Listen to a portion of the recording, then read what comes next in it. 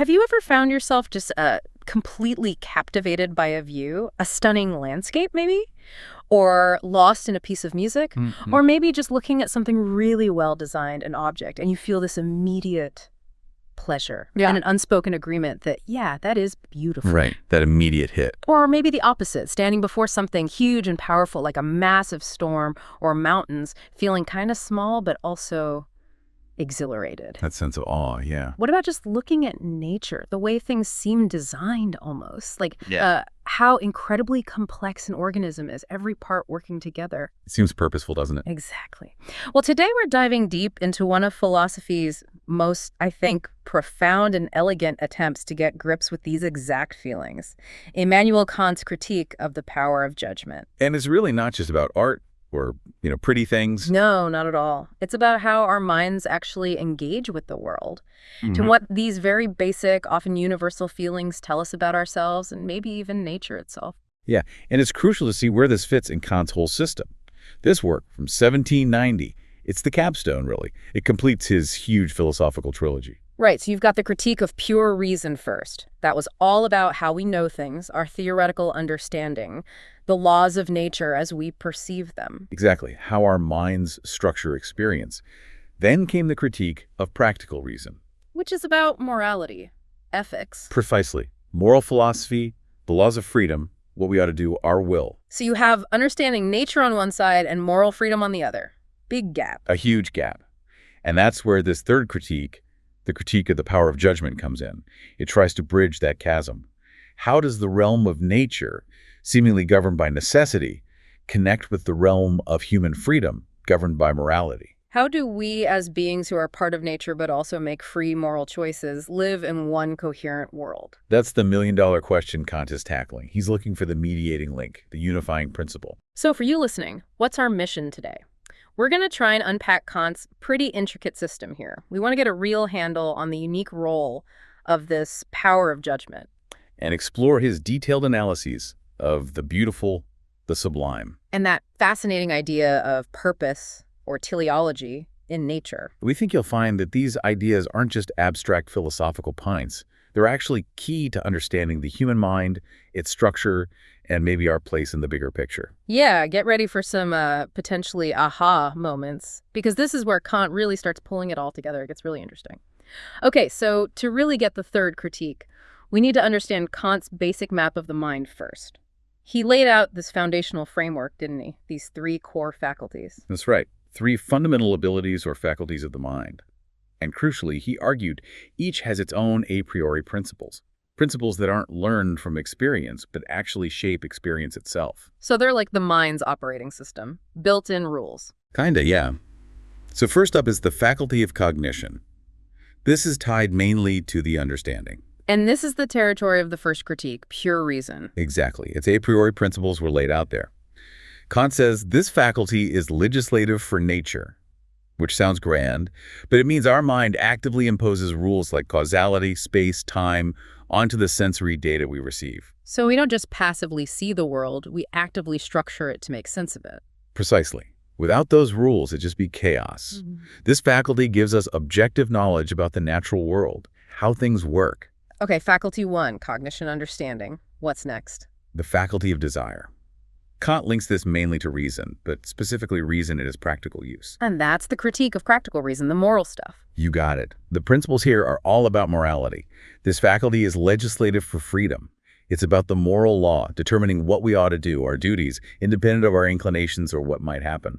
It's about moral autonomy.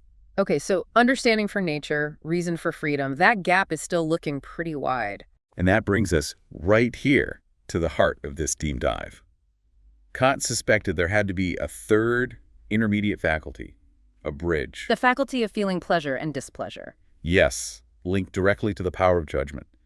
He figured this faculty must also have its own a priori principles. Think about it. Understanding tells us how the world is. Reason tells us how we should act. But feeling, pleasure, displeasure, that's our subjective response, isn't it? How we react to the world. Exactly. And that's the crucial middle ground. It connects our experience as natural beings with our capacity as moral agents. It allows for a unified experience. It's how we navigate the world subjectively. This whole systematic approach is so Kantian. He wasn't just writing essays, he was building a system. Absolutely. Philosophy for him was this interconnected system of rational cognition through concepts. He differentiated that from the critique of reason, which examines the very possibility, the idea of such a system. And he splits philosophy into theoretical about nature and practical about morality. Right.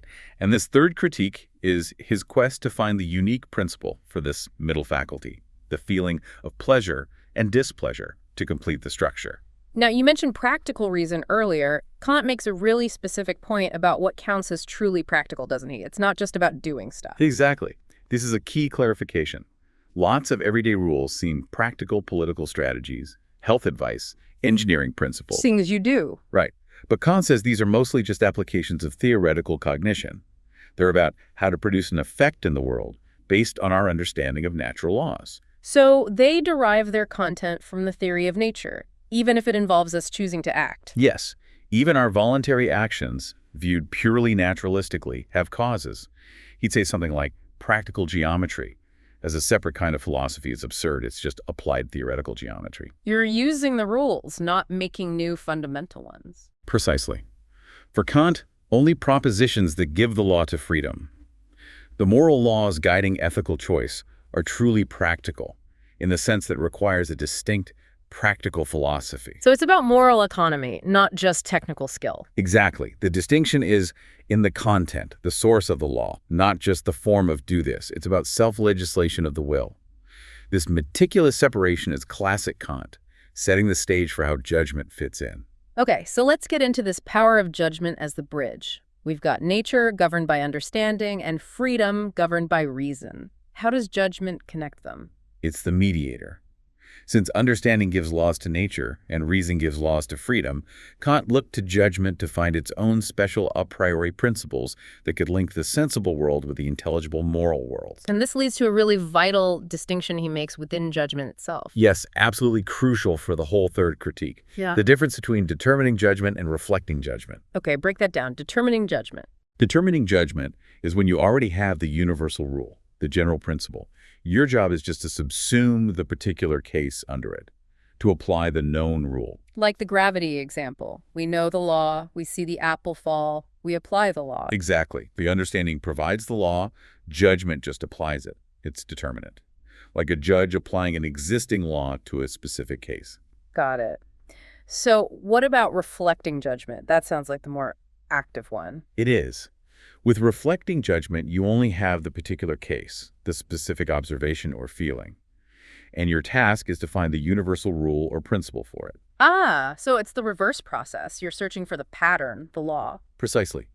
Think of a biologist encountering a completely new species and trying to figure out how it fits into the larger system of nature. Or think about when you encounter something beautiful. And you're trying to figure out why it feels beautiful, even though there's no objective rule book for beauty.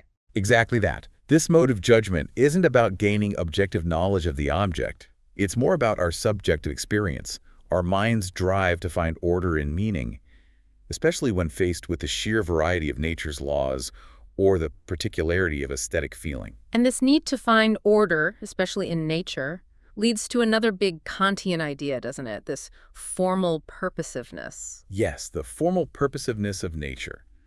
When reflecting judgment looks at the immense diversity of nature, all these specific empirical laws that don't seem to follow directly from the basic categories of understanding, it has to assume something.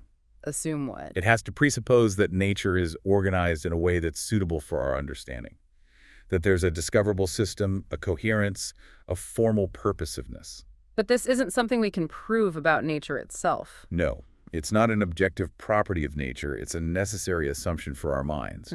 We have to assume nature is systematic so that we can systematize it, so we can do science, basically. It's an a priori principle of judgment, not of understanding. So we assume nature is user-friendly for our brains, so to speak. In a way, yes. Judgment assumes this for its own benefit, to make the project of understanding nature possible. It allows us to seek general rules for specific experiences, rather than just being overwhelmed by particulars. So it guides our investigation. It's regulative, not constitutive. Exactly. It doesn't make nature purposive, but it tells us to look for purpose and system as if it were there. It helps us arrange experience systematically. And this idea of treating nature as if it were designed. Right. Kant says when we view nature through this lens of purposiveness, we regard it as art, as if it were organized by an intelligence, following a technique. This requires thinking about a technique of nature, something distinct from the basic mechanical laws the understanding gives us. It's a subjective necessity for making sense of the empirical world's complexity. Okay, let's shift focus now to maybe the most famous part. Aesthetic judgment, beauty. How does Kant define this specific kind of judgment?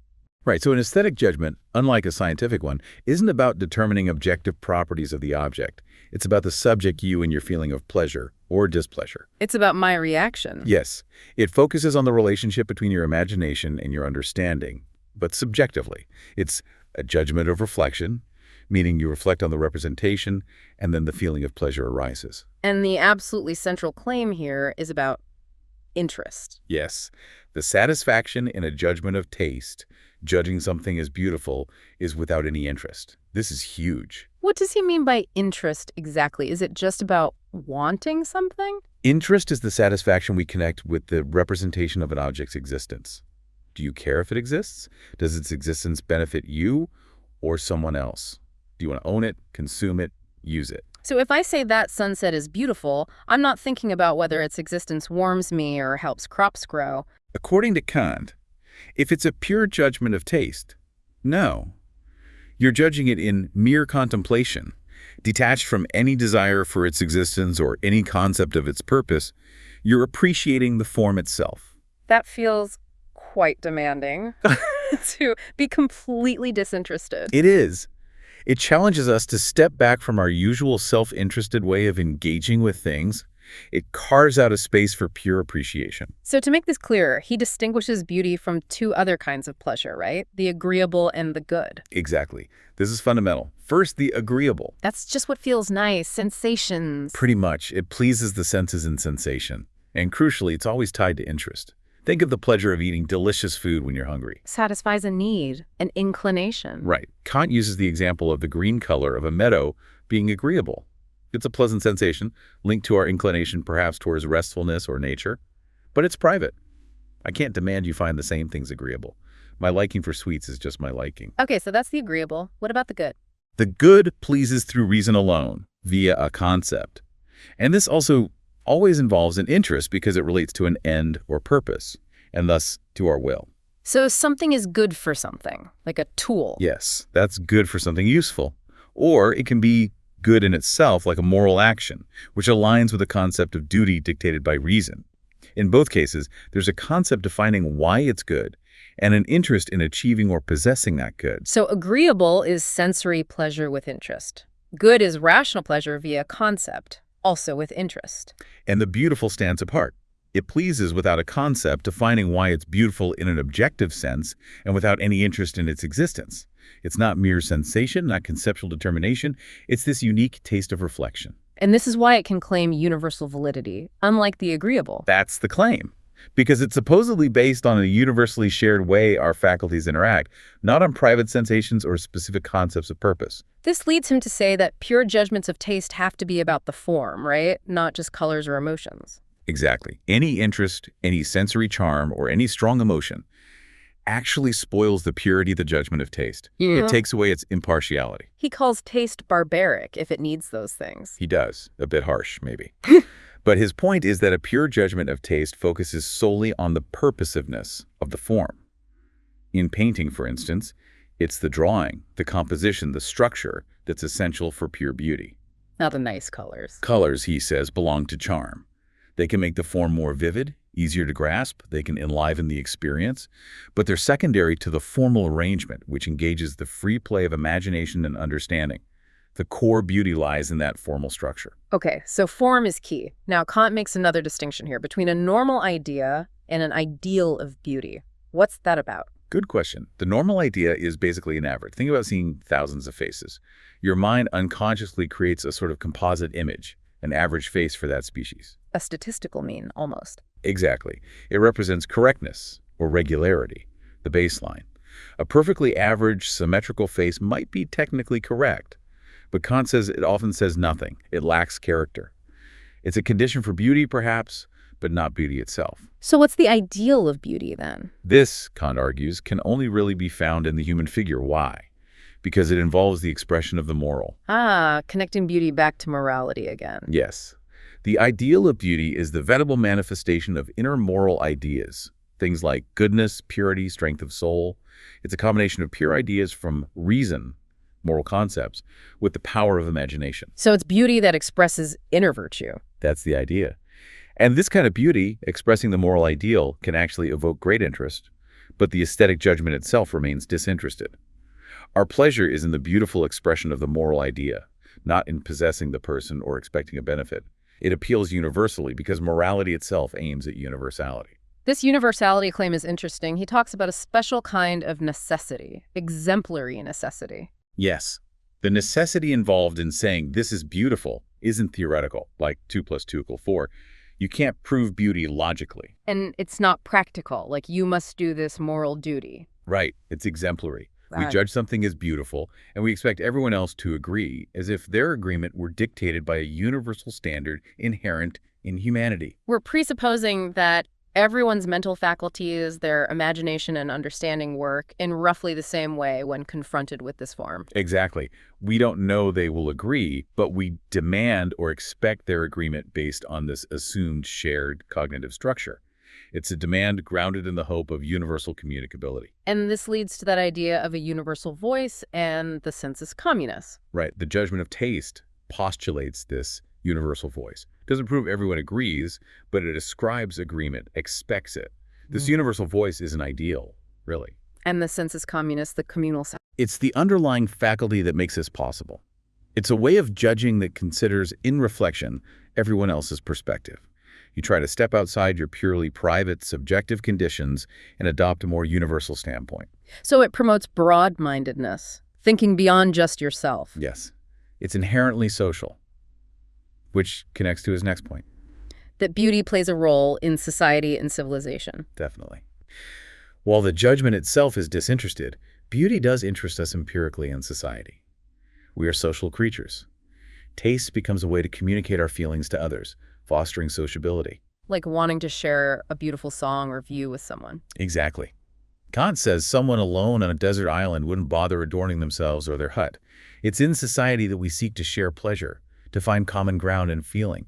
We become refined through the shared aesthetic sense. And the very idea that this pleasure can be universally communicated. Infinitely increases its value, Kant argues. Even if the personal pleasure is small, the fact that it's shareable, that it connects us, gives it immense worth. It helps build community and culture through shared feeling. Okay, so from the harmony and disinterested pleasure of beauty, we move to something quite different. The sublime. This feels bigger, more intense. Definitely. And importantly, unlike beauty, the sublime doesn't suggest purposiveness in nature's forms. In fact, nature often appears contra-purposive here. It overwhelms our senses and imagination. So it's not about finding nature agreeable to our minds. No.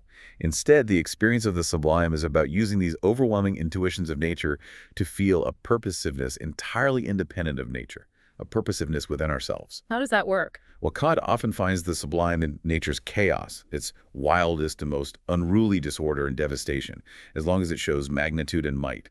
Think huge mountains, raging storms, the vast ocean. Things that defy easy comprehension or control. Exactly. It signals a break from the neat forms of beauty. Kant splits this into two kinds. First, the mathematically sublime. Related to size. Immensity. Yes. It arises when our imagination tries to grasp something immeasurably vast, like trying to take in the entire night sky or a huge mountain range all at once. Your imagination struggles. It reaches its limit. It can apprehend parts sequentially, but it fails to comprehend the whole in a single intuition. It can't make a complete picture. This failure, this inadequacy, initially causes a feeling of displeasure. Our senses are overwhelmed. But then something else happens. Yes. This very failure points us beyond the senses. It directs us towards a supersensible substratum within ourselves, towards ideas of reason like infinity, which are greater than any standard of sense. So the feeling shifts from being overwhelmed by the object to being awed by our own mind's capacity. Precisely. The mind feels elevated, not by the object itself, but by its ability to think these boundless ideas of reason, even if it can't visualize them. The sublime isn't in the mountain. It's in our mind, realizing it can conceive of something beyond the limits of sensibility. Okay, that's the mathematically sublime vastness, overwhelming imagination, but revealing reason's power. What's the dynamically sublime? This comes from confronting nature's overwhelming power. Think volcanoes, hurricanes, massive waterfalls, things that could crush us. But crucially, we have to be safe, right? Not actually terrified. Absolutely crucial. If you're in actual danger, it's just fear. But if you're viewing this power from a position of safety, it evokes a feeling of your own physical inadequacy. You feel small, physically powerless against nature's might. Another feeling of being overwhelmed. Yes, but then comes the turn. This realization of physical vulnerability simultaneously awakens a consciousness of something superior to nature within us. Our moral self, our reason. Exactly. Our rational will, our moral being, is recognized as independent of and capable of withstanding nature's physical power. We realize that even if nature could destroy our body, it can't touch our rational freedom or moral resolve. Wow. So the sublime feeling isn't in the storm's power, but in our mind recognizing its own inner moral power over nature. That's it. It reveals a sublimity of disposition, an elevation above mere physical fear, connecting us to our rational and moral independence. That's incredibly powerful. You mentioned Kant talks about related feelings like enthusiasm and affectlessness. How do they fit? Right. Enthusiasm for Kant is the idea of the good with affect. Think of passionate commitment to a cause. It's sublime because it stretches the mind's powers through ideas, gives it momentum. It's emotional. Yes, and effects, Kant warns, can be blind. They can overwhelm rational thought. So while enthusiasm is aesthetically sublime, it doesn't get the full approval of pure reason because it lacks calm deliberation. So what does get that approval? Affectlessness, apathia, or phlegma in a good sense. A mind that calmly but firmly pursues its principles, unswayed by emotion. That, for Kant, is far superior in sublimity, truly noble. It has reason on its side. And self-sufficiency? Also sublime. Being independent of external needs and societal pressures without being misanthropic. Relying on inner principles that rest on ideas transcending mere sensible interest. It's a strength of character. And the key feeling in the sublime is negative. Yes, the satisfaction is negative. It starts with the imagination being blocked, deprived of its freedom. It's a displeasure. But this sacrifice, this check, leads to a feeling of the mind's own power, its connection to reason's ideas. It's a pleasure born from displeasure. That awe, that slight shudder before immense power or vastness when felt safely, is the mind recognizing its own superior faculty. Okay, let's bring this back to human creation art. How does Kant view art in light of these aesthetic principles? He distinguishes aesthetic art from mechanical art. Right. Mechanical art is straightforward, making an object for a specific purpose, based on rules and cognition. Building a bridge, crafting a tool. It's about utility. And aesthetic art? Its immediate aim is the feeling of pleasure. But he divides this further. There's agreeable art, which aims for pleasure just through sensation like background music designed purely for enjoyment, or a simple, entertaining story. Pleasant, but maybe not deep. And then beautiful art. This aims for the pleasure that comes with representations viewed as kinds of cognition, but crucially, without a determinate concept fixing the object's purpose. It pleases in the mere act of judging it, engaging that free play between imagination and understanding. It invites reflection. So how does the beauty of art differ from the beauty of nature? A key difference. With natural beauty, a beautiful flower, say we don't need a concept of what the thing is or what it's for. The mere form pleases freely. We don't need to know its botanical purpose. Exactly. But with art, it's a beautiful representation of a thing. Art is a human product. It presupposes an intention, an end, a concept in the artist's mind. So we judge it differently. Yes. Judging the beauty of art inevitably involves considering its perfection, how well the artwork achieves the artist's intended concept or end. This consideration of purpose or perfection isn't part of judging pure, natural beauty as such. An artwork has an intended meaning or goal in a way a wild landscape doesn't. This leads to the idea of genius, doesn't it? The source of great art. Yes. Genius is a talent specifically for art, not science. Science follows learnable rules. Genius in art, well, it involves understanding. The artist has a concept, an aim, an imagination, providing the material, the intuition. But it's more than just skill. Much more. Genius shines in the expression of aesthetic ideas. These are representations of the imagination that prompt much thought, but can't be fully captured by any single concept. They're rich, overflowing with meaning.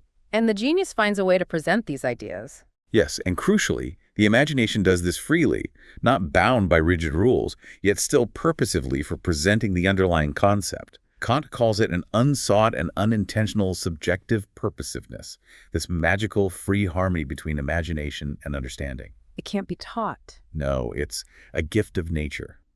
Genius provides the rich material, the brilliant ideas. But Kant adds that elaborating that material, giving it polished form, still requires skill, taste, academic training. So genius isn't enough on its own. Not for great art. You need both a natural spark and the cultivated skill. And beautiful art, he adds, should feel free, not like laborious work done for pay, but effortless, almost like a product of nature itself. What about specific arts? He ranks poetry quite highly. He does. Poetry is top for him. It expands the mind, setting the imagination free, presenting thoughts that go beyond what language can fully express, connecting us aesthetically to rational ideas. It strengthens the mind by showing its freedom. And music, colors. He groups music and the art of colors as involving a beautiful play of sensations. Music unfolds in time, colors in space. He questions if they're just agreeable sensations or true beauty of composition. What makes the difference? If the pleasure comes from judging the proportions, the mathematical ratios of vibrations in music, or the harmonies and contrasts of colors, then they can be beautiful art. Mathematics provides the underlying structure that allows the sensations to be grasped together in a unified way, animating the mind and allowing for the universal communication of the aesthetic idea embodied in that formal structure. All right, let's transition to the second major part of the third critique, teleological judgment. You called this the crowning phase. Why is it so important? It's where Kant tackles purpose, telos, and nature head-on. And it really pushes his critical philosophy towards its ultimate implications for understanding life and our place in the universe. It's about how we make sense of apparent design in the natural world. He starts by distinguishing types of purposiveness again, right? Right. Relative versus internal. Exactly. Relative purposiveness is the idea that one thing exists for the benefit of another. Grass exists for cows, cows exist for humans, maybe? Like a food chain or a utilitarian view of nature. Right. Kant is skeptical we have any objective basis for this. We might see it that way, but it's often just an analogy we impose. Who's to say humans don't exist to fertilize the soil for plants? It's subjective. So what's internal purposiveness? This is the crucial one, found uniquely in organisms. Here, the parts and the whole are reciprocally cause and effect of each other. Like the tree example. Leaves need the tree needs the leaves. Precisely. The parts produce the whole, but the whole also determines the form and function of the parts. My heart keeps me alive, but my overall living structure makes the heart possible and necessary. This circular self-organizing causality is impossible for our understanding, which thinks in linear chains, to fully grasp mechanically. It breaks our standard model of cause and effect. It does. And this leads us to see the organism as a natural end. Its very structure forces us to think of it as having internal purpose. We can't reduce its generation or functioning solely to mechanical laws as we understand them. So how do we make sense of it? We use an analogy. We compare it to human artifice, where an idea or concept in the mind precedes and guides the creation of an object. This leads us, by analogy, to the idea of an intelligent designer or author of nature. But only as an analogy, a way for us to think about it. For Kant, as a principle of reflecting judgment, yes. It's how we must conceptualize it to make it intelligible, given the limitations of our intellect. It doesn't prove God exists objectively, but it shows a need in our reason when confronting life. He also emphasizes the organism's self-generation, doesn't he? Immensely. A tree not only reproduces its species, but it generates itself as an individual. It grows, maintains itself, repairs itself, organizes its own matter. This is infinitely beyond human art, which always works on external materials. So calling nature's organization just an analog of art isn't enough? No. Kant says it's more like an analog of life itself.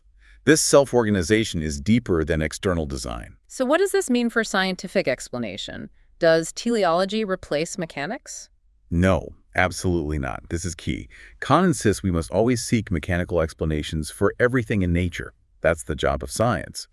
We should push mechanical explanations as far as they can possibly go. But there's a limit. When it comes to organisms, these natural ends, Kant argues our reason hits a limit. We cannot hope to fully explain the generation of even a single blade of grass by merely mechanical causes. The self-organizing complexity inherently resists full mechanical reduction for our kind of intellect. So the teleological principle thinking in terms of purpose remains necessary. Yes, but as a regulative principle for reflecting judgment, it guides our research where mechanism falls short for us. It helps us organize our understanding of organisms by asking why questions alongside how questions. It's a heuristic and necessary tool for us, not an objective law of nature itself. If we think regulatively about nature having an ultimate end, what would Kant say it is? He argues we have reason, again for reflecting judgment, to view humanity as the ultimate end of nature on Earth. Other things form a system relative to us. But not just humans as biological creatures. No, because as natural beings, we're driven by insatiable desires and often create misery.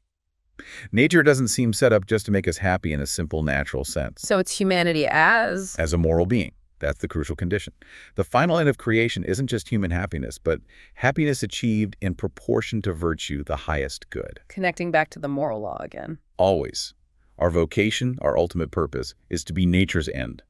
But only insofar as we use our reason and will to pursue a moral end that is independent of nature, an end dictated by the moral law itself.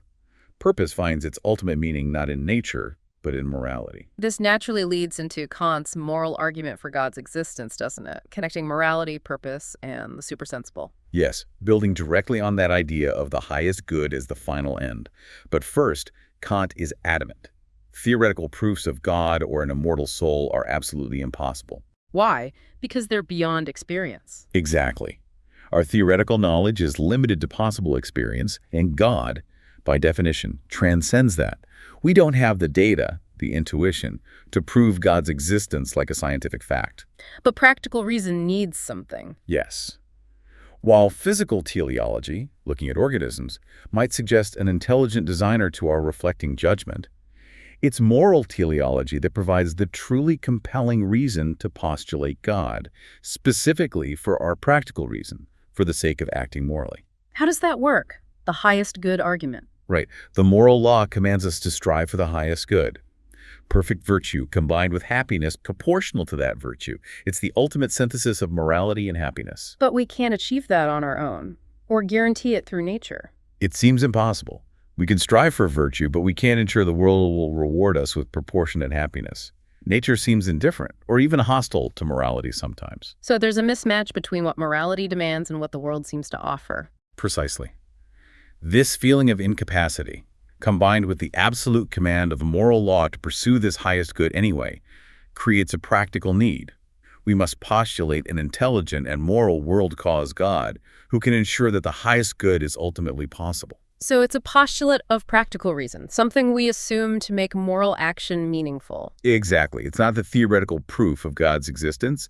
It's a regulative principle for our moral life. It gives us hope that our moral striving isn't ultimately futile or irrational. The idea of God gains practical reality. It's necessary for morality to function coherently, even if it lacks demonstrable theoretical reality. It's a belief grounded in moral necessity, not scientific evidence. Perfect summary. And Kant thinks this approach is useful. It prevents theology from becoming wild speculation, theosophy, or superstition, theurgy, or idolatry. It keeps God connected to our rational moral core. He also categorizes the things we can relate to in terms of knowledge, right? Opinion, fact, faith. Yes, a helpful clarification. 1. Matters of opinion, opinabile. Things that could be known by experience but currently aren't, like his example of the hypothetical ether. We can speculate but can't prove them or know them a priori. 2. Facts, sibile. Things whose reality can be proved either by reason, math, or experience science. Interestingly, he puts freedom here too. Its reality is a fact proven practically by the moral law within us. 3. Matters of faith, credibile. Objects of pure reason like God beyond possible experience. We can't know them theoretically, but we affirm them freely for practical moral reasons.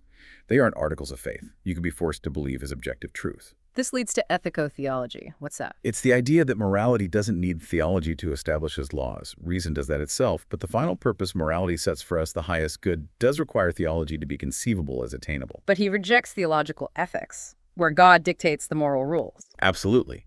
Morality must come from our own reason, autonomy.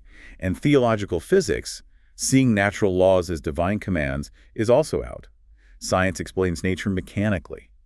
Ethico-theology is about the ultimate possibility of achieving morality's final end, which requires postulating God, but it doesn't derive morality from God. Physical teleology can prepare the way, suggesting a designer, but only moral teleology provides the firm, practical ground for belief. Finally, let's touch on the antinomies. These seem crucial for understanding the limits of reason and the role of judgment. What are they again? Antinomies are basically paradoxes that arise when pure reason tries to go beyond experience. Reason generates pairs of contradictory propositions, a thesis and an antithesis, where both seem logically provable. Reason ties itself in knots. Exactly. And Kant argues these knots are actually productive. They force us to realize that we can't treat objects of sense as things in themselves.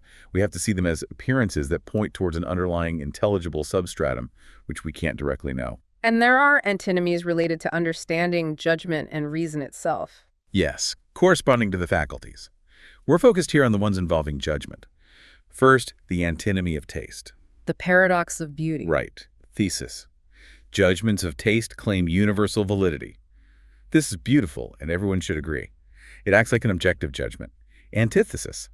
Judgments of taste are subjective, based on feeling, and can't be proven by concepts.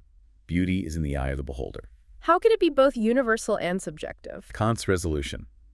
The universality doesn't come from an objective concept in the object, but from the presupposition of a sensus communis. We assume the subjective conditions of our judgment, the free play of imagination and understanding that generates the pleasure, are the same in everyone. So we expect agreement based on shared mental structure, not objective property. Exactly. It's a subjective universality grounded in the presumed communicability of our cognitive faculties, pointing to that shared supersensible substratum. Okay, and the antinomy of teleology. This concerns purpose in nature. Thesis. All generation in nature can, and for science must, be explained mechanically through cause and effect. Antithesis. Some natural products, namely organisms, cannot be understood or judged by us as possible without assuming a causality according to ends, a teleological principle. Their self-organization demands it for our comprehension. Mechanism versus purpose. How does he resolve this clash? By distinguishing the roles of judgment again. Mechanical principles are constitutive for determining judgment. They describe how nature, as appearance, works, and science must use them. Teleological principles are regulative for reflecting judgment.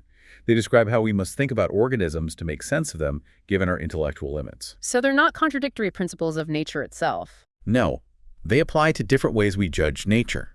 Mechanism tells us how things are causally linked, as phenomena. Teleology tells us how we must conceptualize the apparent purposefulness of life to understand it, relating phenomena to a supersensible ground. They operate on different levels, both pointing towards that underlying supersensible reality which our understanding can't fully penetrate, but which judgment helps us navigate. Wow. Okay, we have covered a lot of ground. From the feeling of beauty, the awe of the sublime, the puzzle of purpose in life, right through to the moral argument for God and resolving these deep philosophical conflicts. It's been a genuine deep dive into Kant's third critique. It really is a monumental work. We've seen how Kant maps out the mind's territory, understanding reason, judgment, showing how they interconnect, particularly through this power of judgment dealing with feeling. He really did try to build a unified system. Absolutely. And he argued that our aesthetic experiences, beauty and the sublime, aren't just trivial. They reveal this deep shared structure in our minds, bridging that gap between nature, how we know the world, and freedom, how we act morally. And his teleology. It shows the limits of just explaining everything mechanically, doesn't it? Especially with life. It does. And it points towards a moral foundation for our ultimate beliefs about purpose, rather than a purely scientific or theoretical one. So for you listening, what's the takeaway? Maybe it's that these experiences, finding something beautiful, feeling awe before the sublime, sensing purpose in nature, aren't just side notes. Right. Kant argues they're deeply woven into your rational self. They're clues about your capacity for freedom, for morality, and maybe for a connection to something beyond just the physical world. They reflect our inner life, our mind structure, and how it engages with reality. Vital stuff, not just distractions.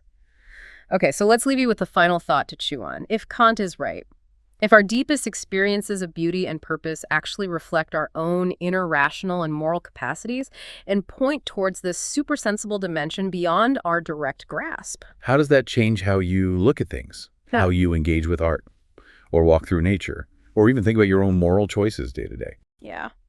What really stands out to you from this deep dive into Kant's fascinating critique of the power of judgment? Something